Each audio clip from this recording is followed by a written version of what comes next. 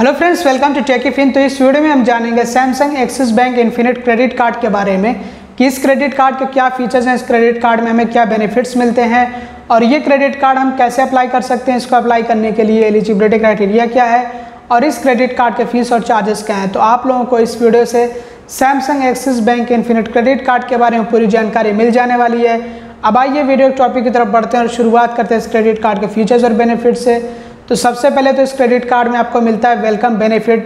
Card issue होने के 30 दिनों के अंदर अगर इस क्रेडिट कार्ड से 3 ट्रांजैक्शन कंप्लीट हो जाते हैं तो 3000 एज रिवॉर्ड पॉइंट्स मिलते हैं। मेन बेनिफिट के बारे में बात करें तो इस क्रेडिट कार्ड से सैमसंग के प्रोडक्ट्स परचेस करने पे 10% कैशबैक मिलता है। फिर चाहे तो सैमसंग का कोई सा भी प्रोडक्ट हो, जैसे कि आजकल जो है टीवी सैमसंग काफ़ी ज़्यादा पॉपुलर है, या फिर मोबाइल फ़ोन या फिर लैपटॉप या फिर टैबलेट या फिर कोई और जो है होम अप्लायंसेस के सामान, कोई से भी सामान हो, कोई सा भी सैमसंग का प्रोडक्ट हो, वो आप इस क्रेडिट कार्ड से परचेस करेंगे तो आपको 10% कैशबैक मिलेगा। और आप चाहे ऑफलाइन परचेस करें सैमसंग के स्टोर से या फिर चाहे आप ऑनलाइन परचेस करें samsung.com या फिर सैमसंग के ऐप से या फिर आप फ्लिपकार्ट से परचेस करें, तब भी आपको 10% कैशबैक मिलेगा। लेकिन ये जो कैशबैक होता है इस पे लिमिट होती है कि आप महीने में मैक्सिमम 5000 रुपये तक का ही कैशबैक अर्न कर सकते हैं, इससे ज़्यादा कैशबैक आपको नहीं मिलेगा। और साल भर में आपको मैक्सिमम 20,000 रुपये तक का ही कैशबैक मिलेगा, इससे ज़्यादा कैशबैक नहीं मिलेगा।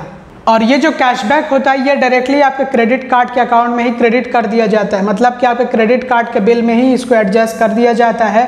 तो कैशबैक को रिडीम करने की ज़रूरत नहीं होती है, रियल कैशबैक होता है। जैसे जैसे आप ट्रांजैक्शन करते हैं, सैमसंग के प्रोडक्ट परचेस करते हैं, वैसे वैसे जो आपको कैशबैक मिलते हैं वो डायरेक्टली आपके क्रेडिट कार्ड के बिल में ही एडजस्ट कर दिया जाता है, उसी में क्रेडिट कर दिया जाता है।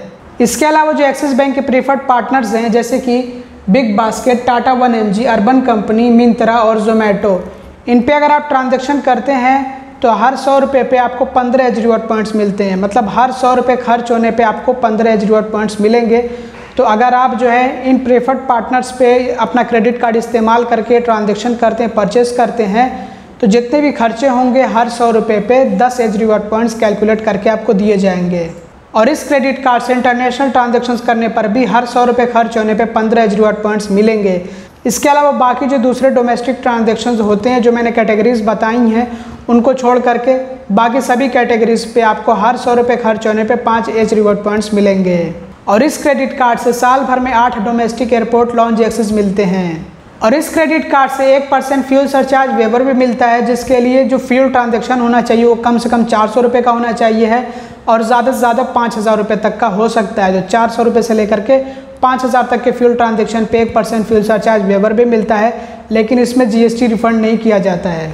इस क्रेडिट कार्ड में डाइनिंग डिलाइट्स का भी बेनिफिट मिलता है कि जो एक्सिस बैंक के पार्टनर रेस्टोरेंट्स हैं जो कि 4000 से भी ज़्यादा हैं, तो उन पे अगर आप ये क्रेडिट कार्ड इस्तेमाल करके पेमेंट करते हैं तो फिर आपको 25% तक यानी कि 25% तक का ऑफ मिल सकता है, जिसके लिए मिनिमम ऑर्डर वैल्यू चाहिए है 2000 रुपये का, तभी जो है आपको जो 25% तक का ऑफ मिलेगा। याद रहे कि ये 25% तक की बात करी जा रही है, 25% एकदम जो है नहीं मिलेगा, उसमें ऑफ़र होता है तो आपको ऑफ़र चेक करते रहना है। तो उसमें मैक्सिमम जो जा सकता है ना ऑफ, वो 25% तक जा सकता है। और इस क्रेडिट कार्ड में इजी डिनर की 1 साल की फ्री मेंबरशिप भी मिलती है और आपको कॉम्प्लीमेंट्री प्रायोरिटी पास की मेंबरशिप भी मिलती है, जिसके लिए आपको कार्ड इशू होने के 30 दिनों के अंदर एक ट्रांजैक्शन करना होगा, तो फिर आपको जो है प्रायोरिटी पास की मेंबरशिप मिल जाएगी, जिसमें कि आपको साल भर में 6 कॉम्प्लीमेंट्री इंटरनेशनल लॉन्च विजिट्स मिलते हैं। और अब बात कर लेते हैं कि ये क्रेडिट कार्ड हम कैसे अप्लाई कर सकते हैं। तो जैसा कि आप लोग जानते ही हैं कि ये अभी हाल फिलहाल में लॉन्च किया गया क्रेडिट कार्ड है और ये को ब्रांडेड क्रेडिट कार्ड है। और जब भी कोई इस तरह का को ब्रांडेड क्रेडिट कार्ड आता है तो पहले उसको जो है सारे लोग अप्लाई नहीं कर सकते हैं, मतलब कि उसके लिए जो है विंडो सबके लिए ओपन नहीं होता है। तो शुरुआती फेज़ में क्या होता है कि कुछ चुनिंदा कस्टमर को क्रेडिट कार्ड जो है दिया जाता है ऑफ़र में, तो जिनको ऑफ़र होता है वो अप्लाई कर सकते हैं। तो अभी के टाइम में ये जो क्रेडिट कार्ड है ये ऑफ़र बेस पे या फिर आपका ये इनवाइट बेस पे दिया जा रहा है, तो जिनको इनविटेशन होगा, जिनको ऑफ़र आएगा, वो ये क्रेडिट कार्ड अप्लाई कर सकते हैं। अप्लाई होने के बाद जो है ये क्रेडिट कार्ड अप्रूव या फिर डिक्लाइन होता है। लेकिन जिनके लिए ऑफ़र नहीं होगा, जिनको इन्वाइट नहीं किया जाएगा, तो वो अभी के टाइम में अप्लाई नहीं कर सकते हैं, लेकिन थोड़ा सा हमें टाइम देना होगा। जैसा कि आप लोग जानते हैं कि पहले Flipkart axis bank credit card आया था तो उसमें भी शुरू में सारे लोग नहीं अप्लाई कर सकते थे। तो जिनको इनविटेशन ऑफर होता था या फिर जिनके लिए समझिए कि ऐप में दिखता था कि वो क्रेडिट कार्ड अप्लाई कर सकते हैं, अप्लाई का उनको ऑप्शन मिलता था तो वो अप्लाई कर सकते थे।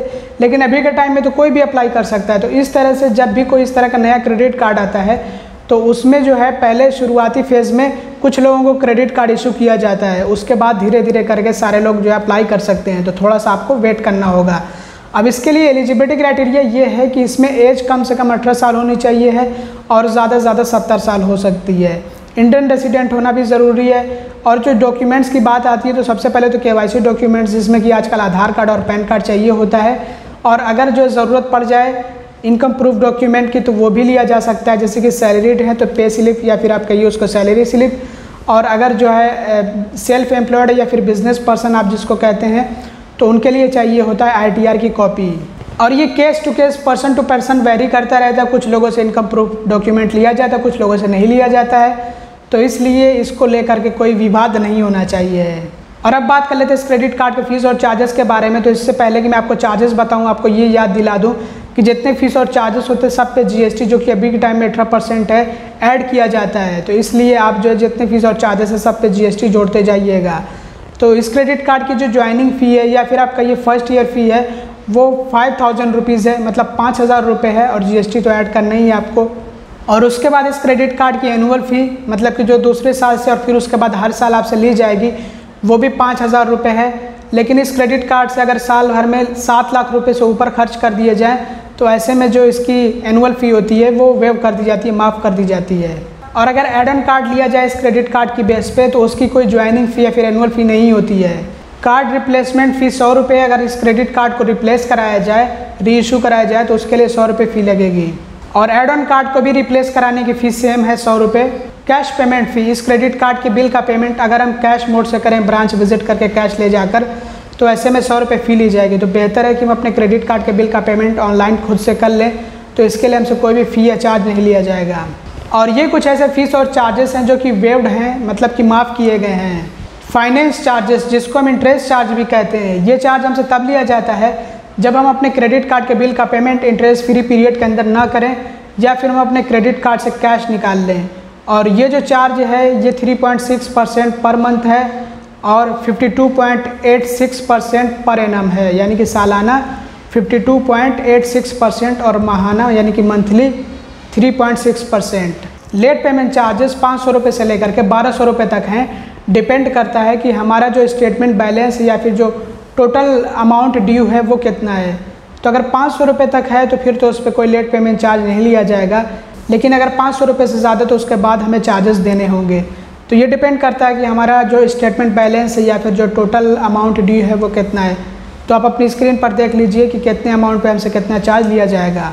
और ये चार्ज भी हमसे तब लिया जाता है जब हम अपने क्रेडिट कार्ड के बिल का पेमेंट जो इंटरेस्ट फ्री पीरियड होता है, जो ड्यू डेट होता है, जो लास्ट डेट होता है उससे पहले नहीं करते हैं, लेट कर देते हैं, तब हमसे लिया जाता है। कैश विड्रॉल फ़ी, अगर हम अपने क्रेडिट कार्ड से कैश निकाल लेते हैं तो 2.5% of the cash withdrawn amount, मतलब कि जितना हमने कैश निकाला हुआ अपने क्रेडिट कार्ड से उसी का 2.5% हमसे ये फ़ी ली जाएगी, जिसमें कि कम से कम 500 रुपये में फ़ी देनी होगी। तो मान लीजिए कि अगर आपने अपने क्रेडिट कार्ड से 500 रुपये कैश निकाल लिए तो उस पर 2.5% कैलकुलेट किया गया तो वो तो 12.5 रुपये ही सिर्फ आ रहा है। तो क्या आपसे 12.5 रुपये की फ़ी ली जाएगी? नहीं, आपसे कम से कम 500 रुपये की फ़ी ली जाएगी। हाँ, अगर हमने बहुत ज़्यादा कैश निकाला हुआ है और उस पर 2.5% कैलकुलेट किया गया और वो 500 रुपये से ज़्यादा हो रहा है तब हमसे जो है 2.5% फ़ी ली जाएगी, अदरवाइज़ कम से कम 500 रुपये फ़ी देनी होगी।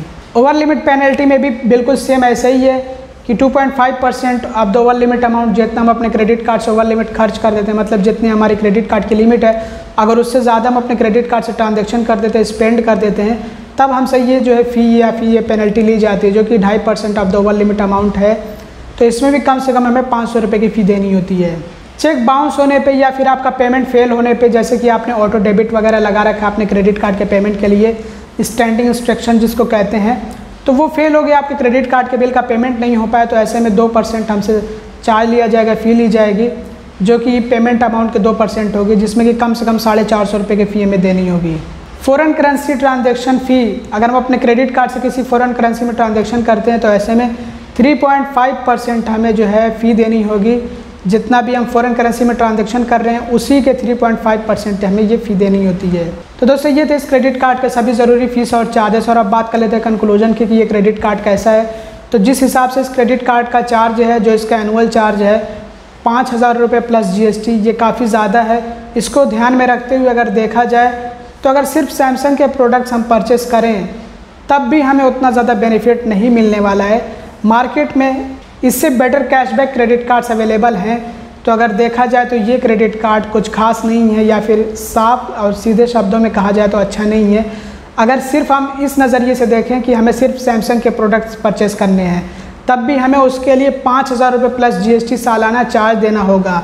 और एनुअल फ़ी को माफ़ कराने के लिए हमें साल भर में 7 लाख रुपये से ज़्यादा खर्च करने पड़ेंगे। तो कौन बेवकूफ़ है जो 5,000 रुपये को माफ़ कराने के लिए साल भर में 7 लाख रुपये ज़्यादा खर्च करे। तो इस हिसाब से अगर देखा जाए तो ये क्रेडिट कार्ड अच्छा नहीं है। इस क्रेडिट कार्ड का चार्ज अगर कम होता तो ठीक है, लेकिन चार्ज बहुत ज़्यादा होने की वजह से ये क्रेडिट कार्ड मुझे पसंद नहीं है। अब आपको ये क्रेडिट कार्ड कैसा लगा, इसके बारे में आपका क्या ओपिनियन है, कमेंट करके ज़रूर बता दीजिएगा। और अगर हम इसको इस नज़रिए से देखें कि हमें सिर्फ इससे सैमसंग के प्रोडक्ट्स नहीं परचेस करने हैं, इसको ऑलराउंडर क्रेडिट कार्ड की तरह से इस्तेमाल करना है, तो फिर तो ये क्रेडिट कार्ड आपके किसी काम का नहीं होगा। अब आपका क्या ओपिनियन है इस क्रेडिट कार्ड को लेकर के कमेंट सेक्शन में ज़रूर बता दीजिएगा।